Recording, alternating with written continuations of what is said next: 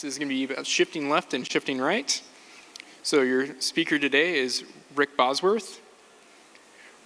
He's a former product manager turned product marketing leader who has been with SentinelOne since 2020. When not working on cloud security or GTM strategies, Rick enjoys triathlon, adventurous dining, and rapidly supporting the Houston Astros and Texas A&M. Without further ado, here's Rick. All right. Thank you so much. Hey, everybody. I can barely see you in the back, but I understand you're comfortable, and I get your vibe. I've been sitting back there all day, so if you're here to talk about cloud security, you are in the right place. If you aren't wanting to talk about cloud security, just go ahead and check your email. So we'll get a little bit about me on the next slide, but the role of CWPP. Does everybody know what CWPP is? Cloud Workload Protection Platform. And CNAPP. Gartner's out there pounding the table since they coined the term CNAPP, Cloud Native Application Protection Platform. I speak with Gartner occasionally. You know, I told them my opinion about this. Basically, the too long didn't read is CNAPP is a directional heading for the cybersecurity industry. It's not a reflection of the current market reality. So we'll be talking about the role of CWPP in that CNAPP world. Full disclosure, elephant in the room, I am a marketer. I have a marketing title. I'm not here to do any product pitches, although I'm perfectly capable of doing that. I'm here to share my perspective with you. I've been doing cloud security. I guess I'm a baby when it comes to security. I've only been doing it since 2017, but I've only done cloud security. The first 3 years before CSPM was a little bit of a thing, we incubated a CSPM startup. We'll talk about CSPM in the coming slides. And then I joined SentinelOne in 2020 to build out our cloud security business at SentinelOne. Everybody knows us for endpoint. That's great. We also have a very vibrant cloud security business. And that is about as close as we'll get to a product pitch.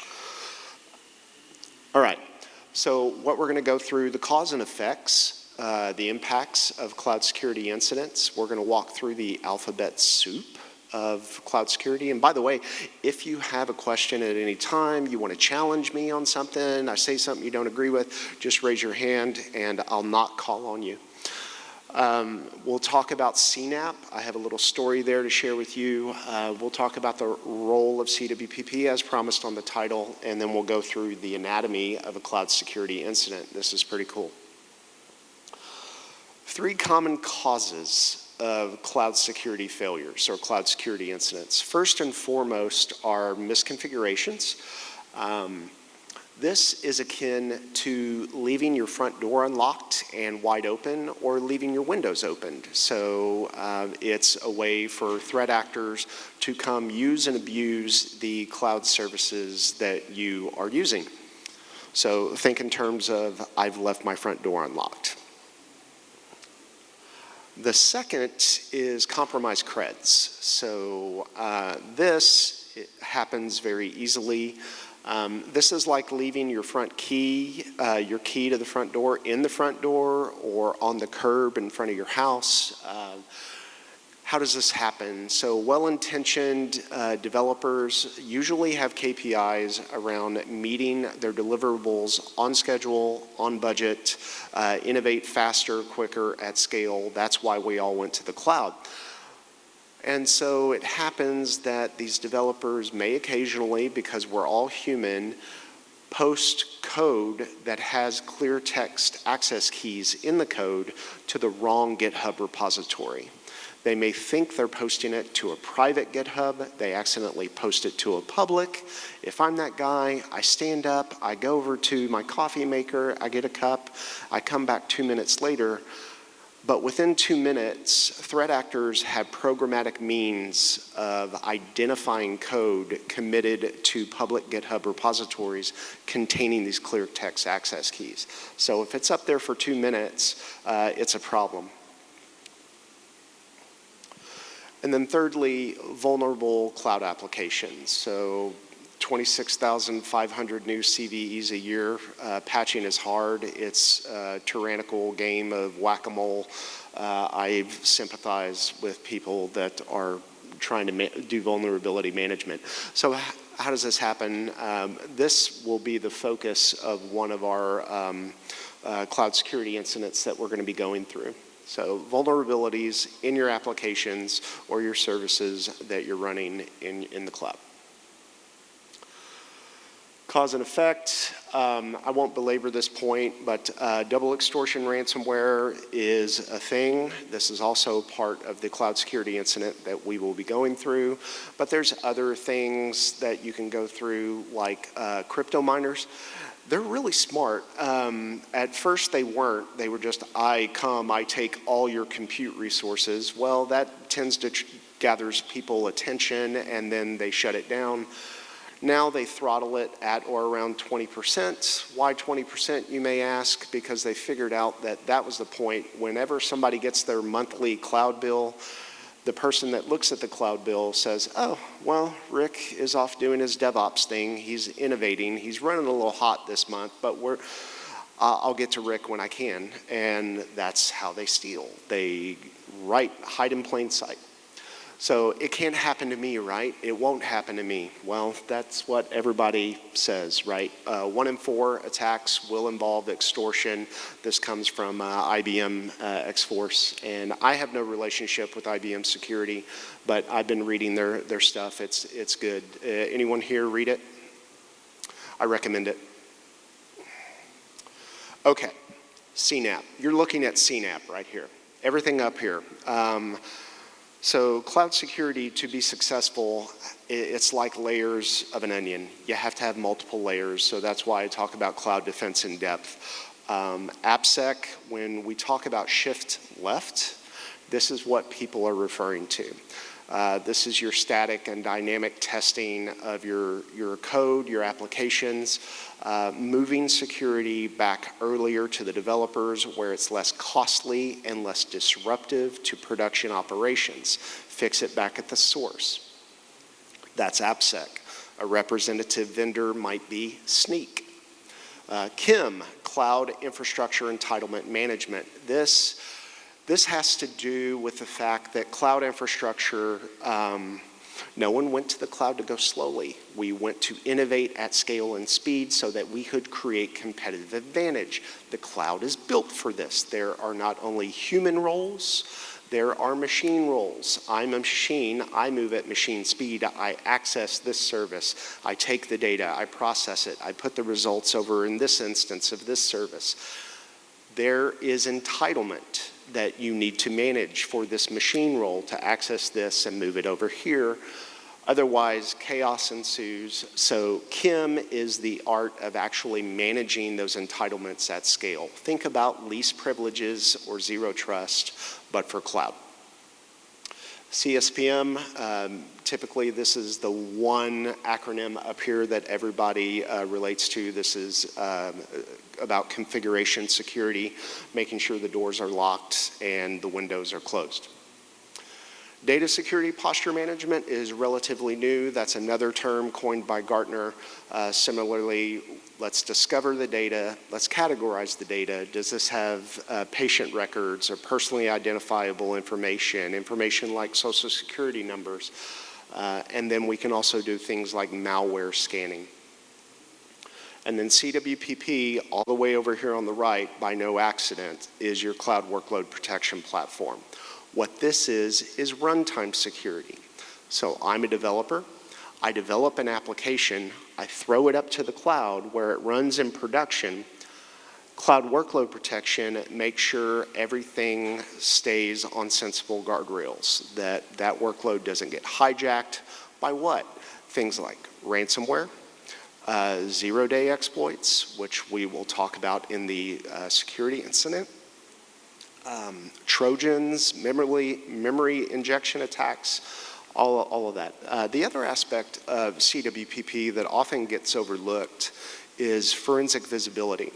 So when, pardon me, when or if the train derails, the incident responders need a data log to refer to. So they could rewind the tape. Hey, could I get some water? I'm sorry, thank you. You need to be able to rewind the tape so that you know, okay, the train derailed because Rick was running the train at 100 miles an hour on a curve that was rated for 35. There was spikes on the track or what have you, so that you can understand why the security incident happened, what was the root cause. You have OS level visibility. So that's CWPP.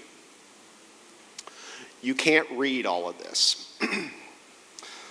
Thank you, you're a lifesaver.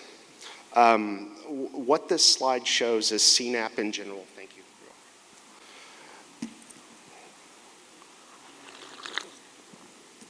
This is a screenshot from a report from Gartner, so full credit. But what I wanted to show, anybody familiar with Agile and DevOps, you will recognize the infinity. So development happens over here, you build, you test, you deploy, and then over on the right, you operate. So development and then operations. So CNAPP fundamentally, highest level of abstraction, is about sensing the output and at runtime and comparing it back to the desired state, what you built. And then you'll have gaps, and so you can engage in gap analysis and close that gap. So for me, when I was an undergraduate back in a former life at A&M University, I was a graduate school grader. So specifically for an electronic control system, I mentioned I was a former engineer. That class was all about closed loop feedback systems, measuring the output, comparing it back to the input and closing the gap. That's fundamentally what CNAPP is about. You know what you built. You want it to be remaining that way. Ransomware, Trojans have nothing to do with what you built.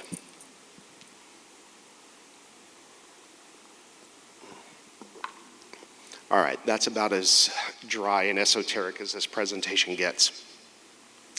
Okay, so I'm making the case for CWPP because these are machine speed threats. Machine speed threats demand an ability to respond at machine speed. Otherwise, we're bringing sticks and stones to a modern battlefield. This is a build slide, and at the bottom, there's a blog post referencing an IceFire ransomware attack. That's on Sentinel Labs' website. I recommend that as reading for the people that are interested in the technical guts and glory of it. That's back from March of this year. We observed this report, our researchers did, in the wild, in EMEA, targeting the financial services sector. Okay, so how does this happen? Well, first, there's the workload compromise phase. Remember, we talked about our developer committing code to a public GitHub repository. That code had public access keys. Now the threat actors, within 2 minutes, have a key to your front door. They walk in. You don't know they're there. Then they're going to move about. Where do you keep the silver? Where do you keep the Rolex watch or the family jewels? They'll find it. You still don't know they're in their house, but the clock starts ticking at this rightmost vertical line. That is when they begin encrypting and exfiltrating your data, so they're going to extort you. And it's double extortion. Here's your data back, and are you also going to pay us to not show your data and shame you publicly? So subversion here happens literally in seconds.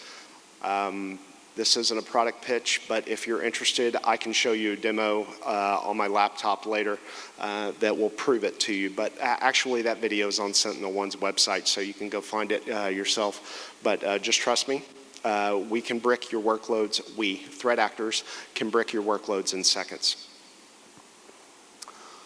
All right, so there are 2 types of CWPP, not shown here, but I need to talk about it. And this gets into religious wars. There are agentless CWPP, and then there's agent-based CWPP. Now, this is where me and the analyst community start to diverge, and full disclosure, I developed this opinion before I even joined SentinelOne. Agentless CWPP cannot provide these two functions up here. It cannot provide real-time detection and response, and I'll explain why in a moment. And it provides no forensic visibility, and I'll explain why right now. So an agentless CWPP solution uses a technology called side scanning. And what side scanning does is it periodically, typically once every 24 hours, sometimes once every 12 hours, we'll talk about why that's a problem in a moment.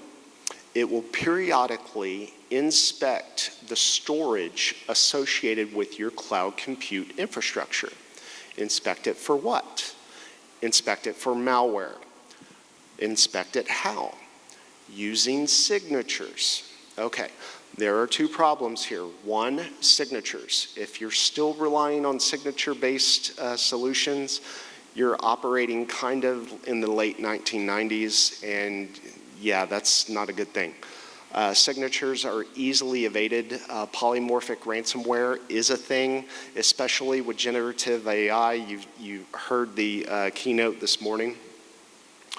So signatures are bad, and once every 24 hours, once every 12 hours, once every 2 hours, which would never happen because it's cost prohibitive to scan this storage.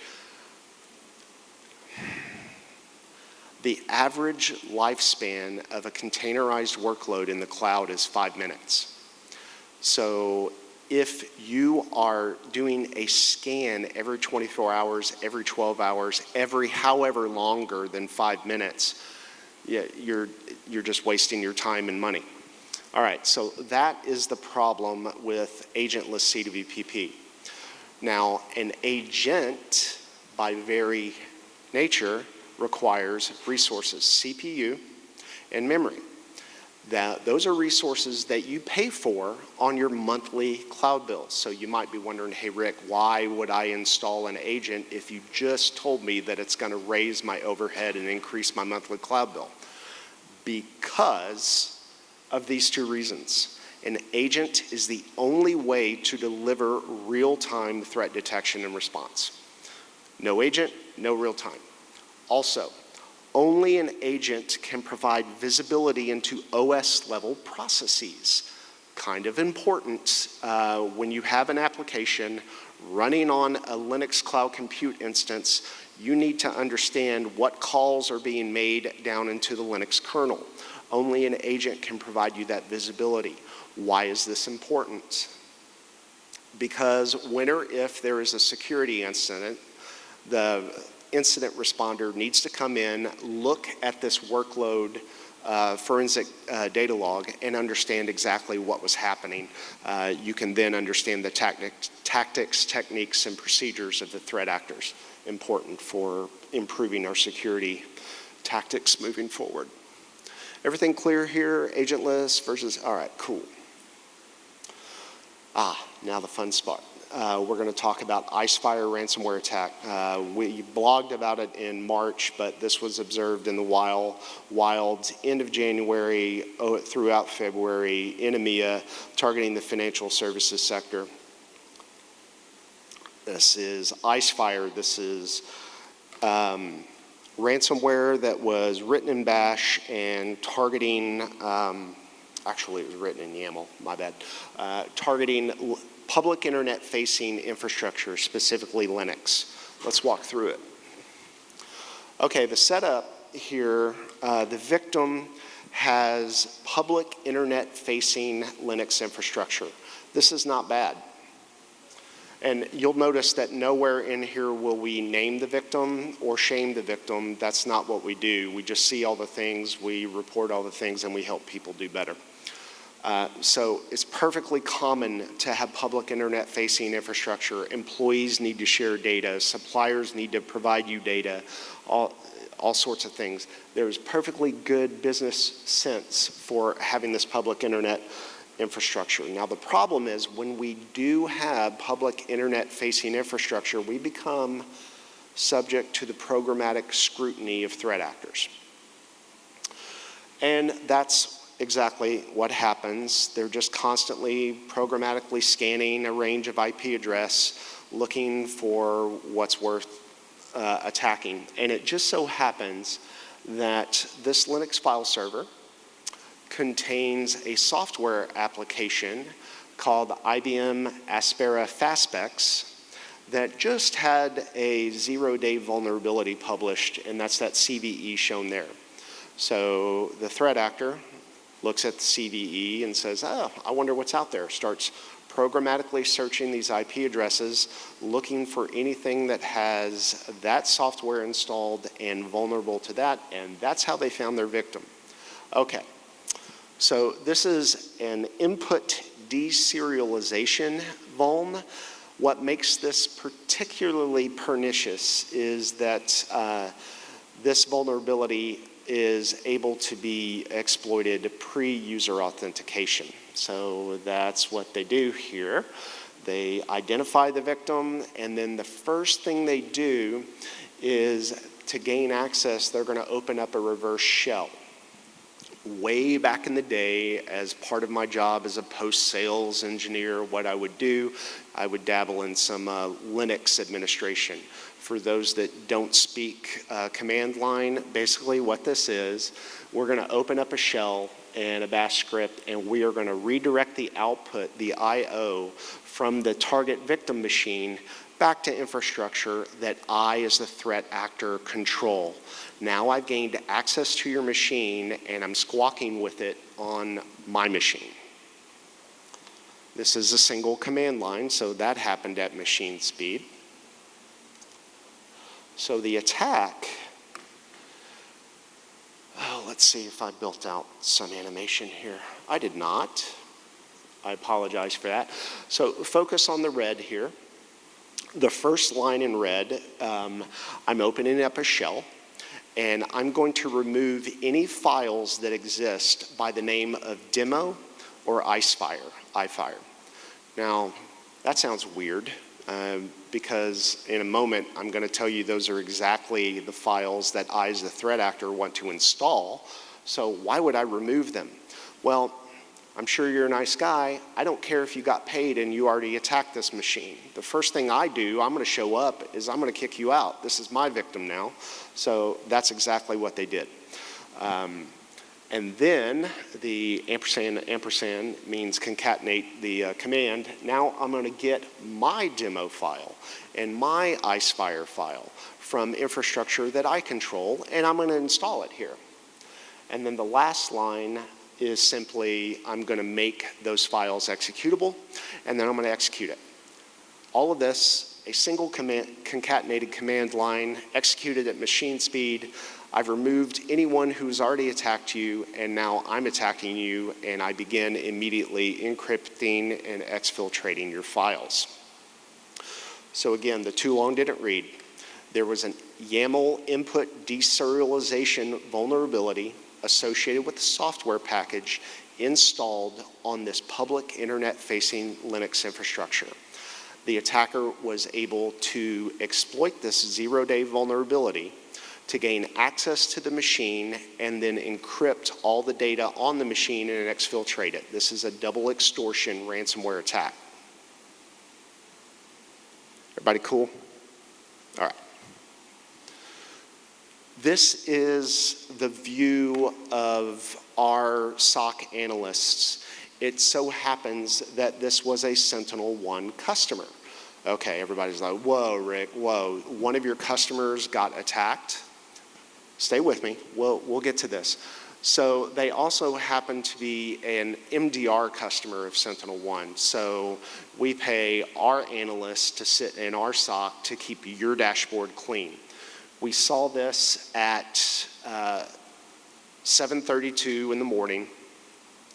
We immediately notified, so the agent immediately, there are two modes that the agent can be, the SentinelOne CWPP agent can be configured in. Detect mode, hey Rick, evil is happening, you need to know this. And then there's protect mode. Hey Rick, evil is happening. I squashed the evil for you. Here's the data log. I thought you should know this.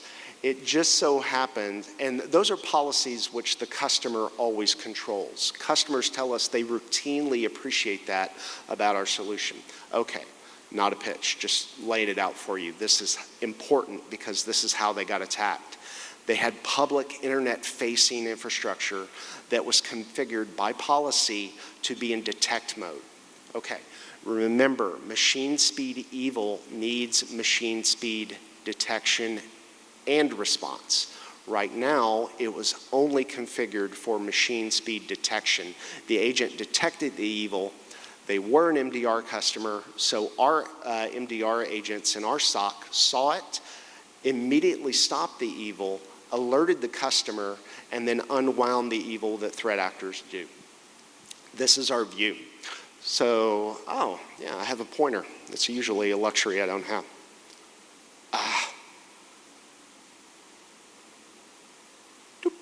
Okay, so you see our agent here detected the command line, and that's associated with this Ruby process. And we automatically, the agent does, not our human agent, but the CWPP agent, begins automatically correlating these things that the agent is seeing back to MITRE tactics, techniques, and procedures. And that's what you see over here. We see that this is a ransomware attack. And we detect all the details associated with the command line arguments there. Okay, so that's the good news. We saw the evil, we stopped it, we unwound the evil, the customer was happy. Let's talk about some key takeaways here, one of which I already spoiled for you. First of all, the victim did nothing wrong, and a CSPM, or Cloud Security Posture Management, most certainly would have alerted on the fact that this was publicly facing Linux infrastructure. And equally as likely is that the user would have said, I know, dummy, I designed it that way, this is okay, and you would have silenced that alert from the CSPM, documented an exception, and never heard from CSPM again. That's okay too. So the point there is a CSPM would not have stopped this. Image scanning would not have stopped this. So remember in our cloud security defense in depth, what I affectionately refer to as the swim lane pool, because I'm a triathlete and I swim a lot, and that makes a lot of sense to me. Over there was AppSec, and AppSec does image scanning, and image scanning would not have stopped this. Why? Because at the moment you deployed that software package out to that Linux infrastructure, it was clean. This is a 0-day exploit. And the attack was fully automated. So we saw the command line stuff. So we gain access, establish a reverse shell back to infrastructure that we control, less than a second. And then immediately thereafter, we remove IceFire, install our IceFire, make it executable, and then execute. Again, less than a second. So the other point, and I said this and I'll say it again, detect versus protect mode matters a lot. So be sure to weigh heavily the pros and cons. And I would argue that for public internet facing infrastructure, do have your CWPP agent in protect mode. And then this Linux ransomware is not science fiction. It's not just some random off thing. I will grant you, we spend our head every day in the garbage pail, so we see people on the worst day of their existence, but we help them through that. We see all the things, we understand all the things, so we help them get right. So let's summarize. How are we doing on time? We're doing good, way good. Any questions so far? Yes, sir.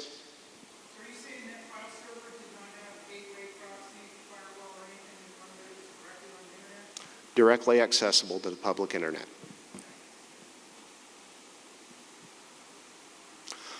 So let's summarize. Here are the benefits of a CWPP agent. First and foremost, it exists to provide for the integrity, the resilience, and availability of your workload. Whatever it is this customer, this financial services customer was running on that infrastructure, they wanted that service to run. They didn't want it to get owned by ransomware. An agent exists to protect that infrastructure. Secondly, the importance of incident response, proactive threat hunting, and forensic visibility of incidents. That's the other value of a CWPP agent that you do not get with an agentless solution. We saw on the previous slide that the SentinelOne CWPP agent saw the command lines, recorded that for posterity so that the incident responder, which so happened to be a SentinelOne employee, was able to look at that record, understand exactly what's going on. This is a ransomware attack using mapping to these tactics and techniques. You have that visibility, and it's deep visibility at the kernel process level. And then thirdly, I think this will be the third time that I've said this in this presentation, no one went to the cloud so that we could go slowly. We went to the cloud to fundamentally transform the way we do business. So why? So we can create competitive advantage, and a CWPP agent gives you the confidence that you can do that. You can go fast, and you don't have to be reckless with your trade secrets, with your IP. You don't have to go through the mental machinations of is this material or not. Just know that it has your back.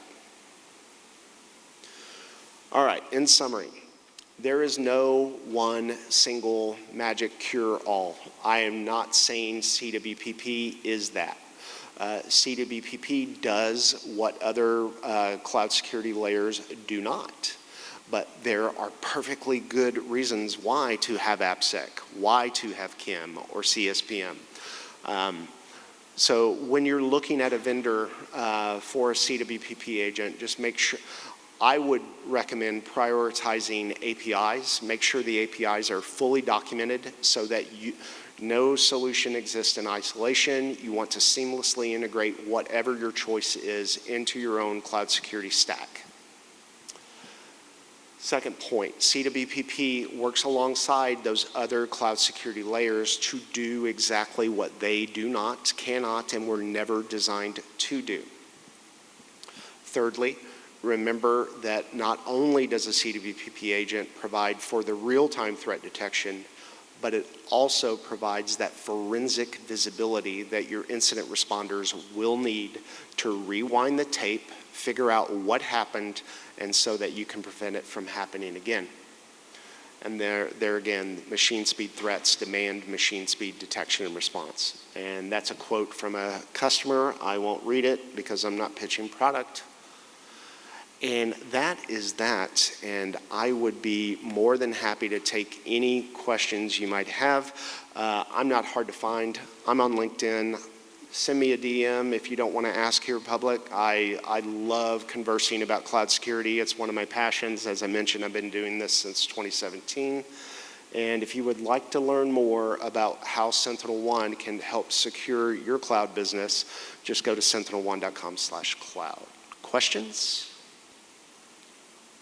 Cool. Everybody caught up on email? Now, I appreciate your attention and your time today. Thank you so much.